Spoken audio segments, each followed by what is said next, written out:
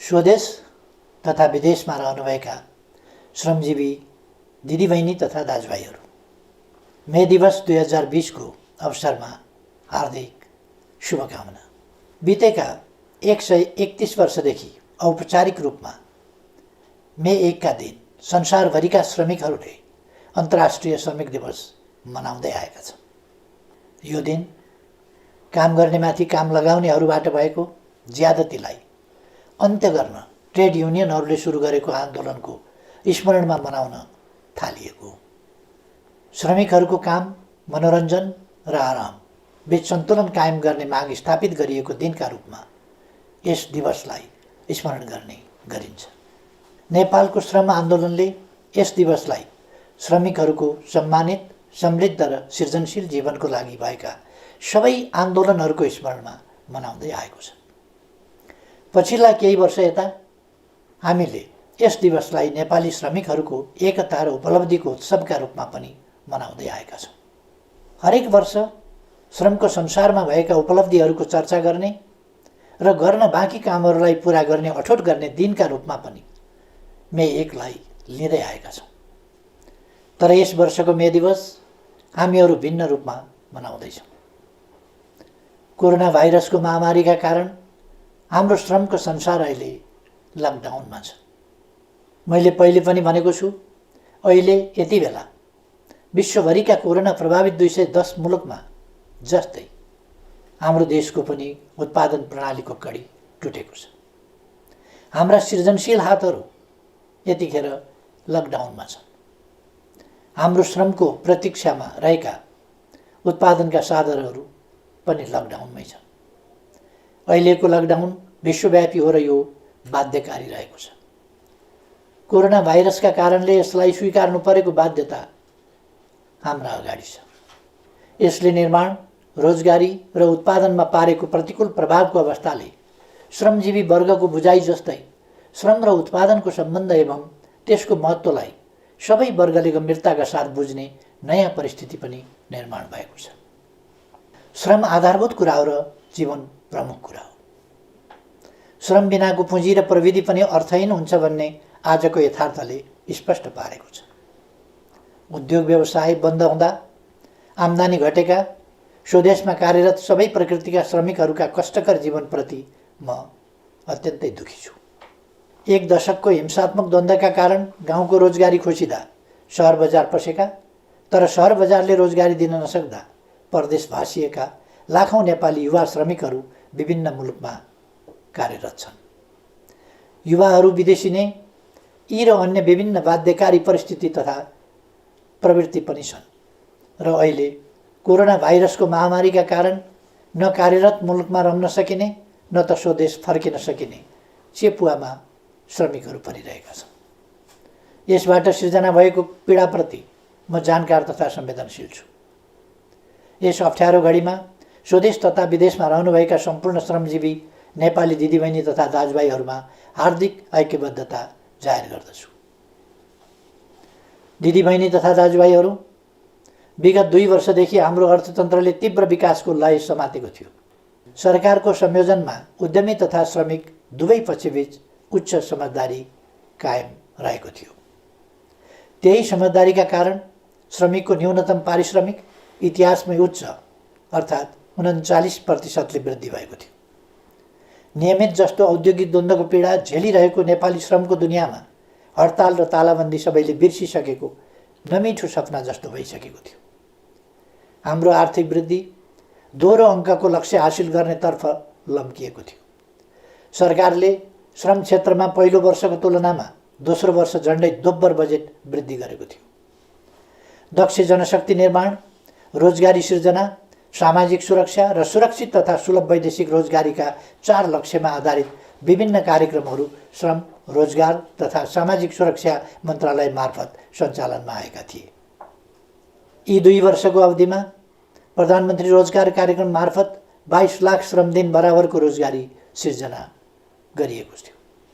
श्रमिकको पारिश्रमिक बैंक मार्फत भुक्तानी गर्ने र काम गर्दाको समयमा वा सेवानिवृत्त भएपछिको जीवनलाई सुरक्षित गर्न योगदानमा आधारित सामाजिक सुरक्षाको सुरुवात गरियो। 1 वर्षमा कम्तीमा 100 दिन बराबरको रोजगारी प्रत्याभूत अर्थात् ग्यारेन्टी गरियो। विभिन्न मुलुकसँग श्रम सम्झौता गर्ने र प्रविधिमा आधारित सरल श्रम सम्बन्धी सेवाहरू थालियो। बेरोजगार लक्षित सिप विकास र उद्यमशीलता प्रवर्धन कार्यक्रम सञ्चालन गरियो। उच्च शिक्षा हासिल गरेका युवाहरूको लागि शैक्षिक प्रमाणपत्र धितोमा राखेर 5% ब्याज अनुदानमा 7 लाखसम्म ऋण उपलब्ध गराउन थालिएको थियो। तर यस मे दिवसको सङ्घारमा आज हामी कोरोना महामारीका विरुद्धको युद्धमा होमिएका छौँ। तत्कालको लागि हाम्रो प्रयास यस महामारीले सिर्जना गरेको समस्या सामना गर्नेतर्फ केन्द्रित छ। यतिखेर सरकार कोरोना सङ्क्रमणको रोकथाम, पहिचान, परीक्षण र उपचारमा लागि परेको छ। यसमा कमी नआओस् भनेर नै यस महामारी विरुद्धको यस युद्धमा संलग्न सबैका लागि 25 लाख रकम बराबरको बिमा गरिएको छ। व्यक्तिगत सुरक्षा उपकरणको व्यवस्थाका साथै उनीहरूको भत्तामा 100% सम्म थप गरिएको छ। लकडाउनको अवधिको पारिश्रमिक कायम गर्न र महिला स्वास्थ्य स्वयंसेवीकालाई एकमुष्ट 1500 रुपियाँ थप भत्ताको व्यवस्था गरिएको छ।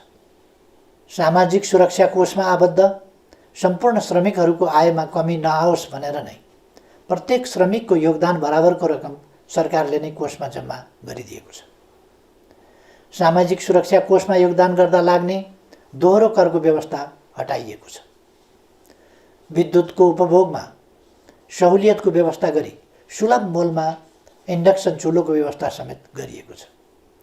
दैनिक गर्ने कामबाट जीवन धानिरहेकाहरूलाई भोकै पर्न नदिन, नेपालमा कोही भोकै पर्दैन, कोही भोकले मर्दैन भन्ने सरकारको नीति अन्तर्गत स्थानीय तह, प्रदेश तथा केन्द्रीय प्रशासनको संयोजनमा राहतको व्यवस्था गरिएको छ।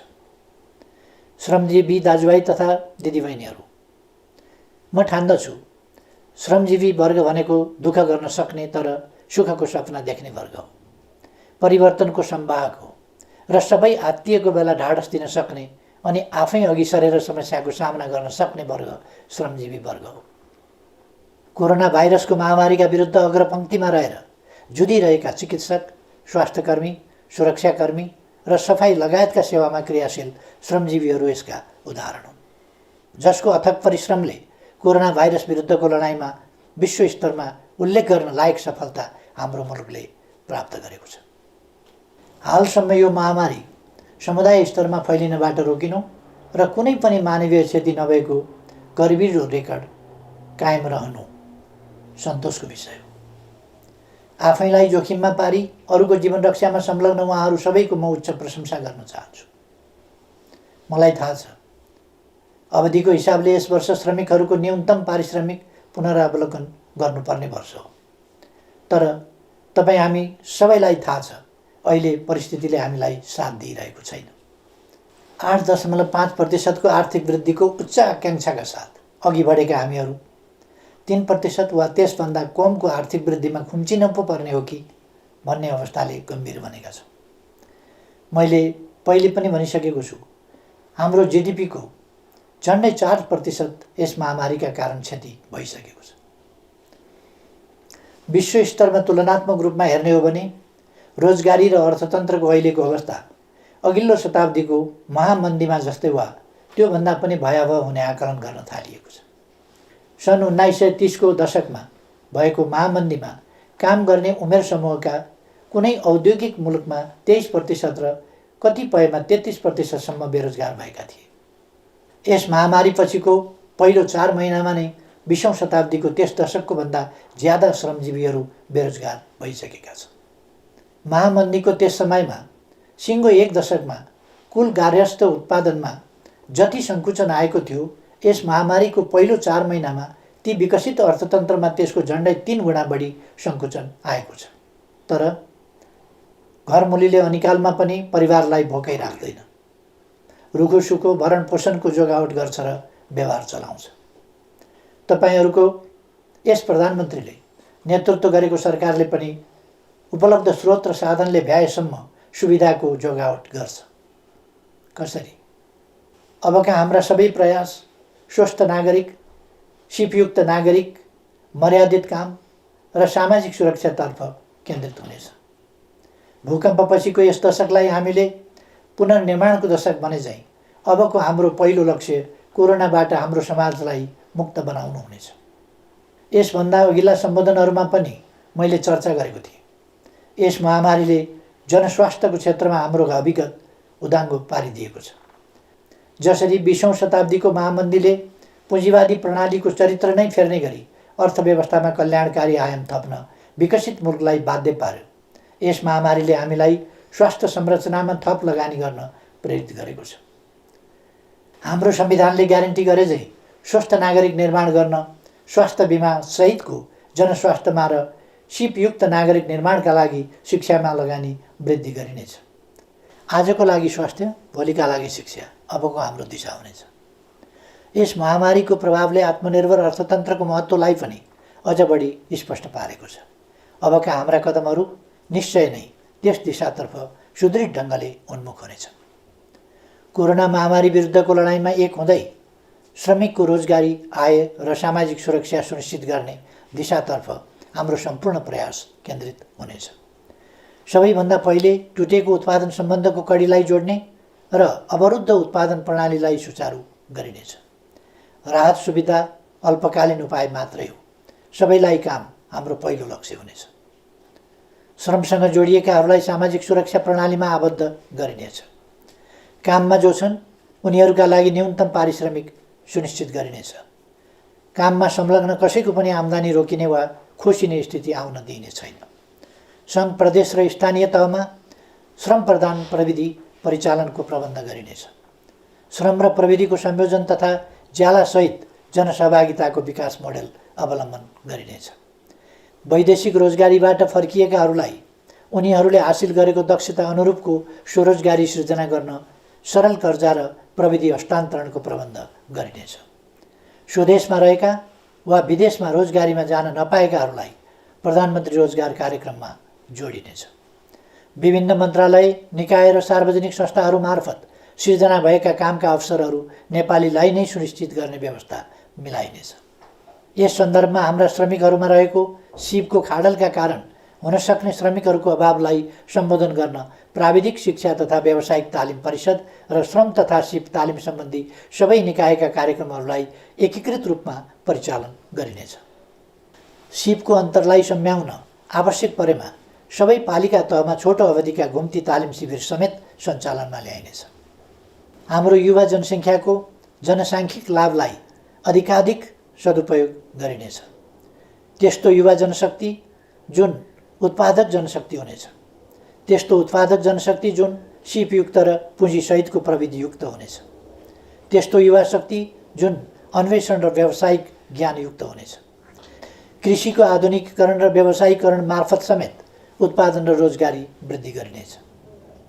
जमिन नहुने श्रमिकहरूका लागि भूमि बैङ्कलाई कार्यान्वयनमा ल्याई त्यसैको माध्यमद्वारा भूमिको व्यवस्था गरिनेछ। बैङ्कहरूबाट सुलभ कर्जाको बन्दोबस्त गर्ने र सरकारद्वारा सिप तालिमको प्रत्याभूति गरी समन्वयात्मक ढङ्गबाट कामलाई अघि बढाइनेछ।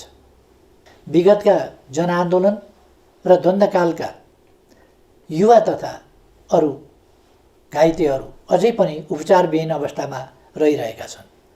तिनको उपचारका लागि सरकारले पटक पटक गरेका आह्वान र प्रयासहरूको सन्देश उचित रूपमा सम्प्रेषण हुन सकेन। म आह्वान गर्दछु सम्पूर्ण घाइतेहरू प्रशासनको सम्पर्कमा आउनुहोस्। अब आफ्नो शरीरमा गोली र छर्रा बोकेर नबस्नुहोस्। उपचारको प्रबन्ध सरकारले गर्छ। यस प्रयासबाट घाइते भई अशक्त अवस्थामा रहेकाहरू पनि निको भएर स्वाभिमानपूर्वक रोजगारीमा फर्कन सक्ने अवस्थाको समेत सिर्जना हुनेछ। दिदीबहिनी तथा दाजुभाइहरू, नेपाली समाजको परिवर्तन र अहिलेको स्थायित्व एवं विकासको परिस्थिति आफै निर्माण भएको होइन। सही विचार र गन्तव्यमा आधारित बलिदानपूर्ण सङ्घर्ष र सचेत प्रयासबाट मात्र यस परिस्थितिको निर्माण भएको हो। आज नेपालका केही सञ्चार माध्यमहरू र सामाजिक सञ्जालहरूमा पनि स्थिरता, स्थायित्व र विकासका विरुद्ध देशलाई अस्थिरतातर्फ धकेल्ने प्रकृतिका प्रयासहरूको समाचार सम्प्रेषण र चर्चा भइरहेको देखिन्छ। एकातिर सम्पूर्ण नेपाली जनता र सिङ्गै विश्व कोरोना महामारीका विरुद्ध लडिरहेको अवस्था छ। अर्कातिर यही अप्ठ्यारो परिस्थितिलाई मौका छोपेर अस्थिरताका त्यस्ता प्रयासहरू गरिनु दुःखद कुरा हो। आफ्ना ससाना स्वार्थ वा कुनै गलत उद्देश्यका साथ कसैले यस परिस्थितिलाई बिथोल्न र बिगार्न खोज्छ भने सरकार, नेकपाका कार्यकर्ता र आम नेपाली जनतालाई यो किमार्थ स्वीकार्य हुँदैन।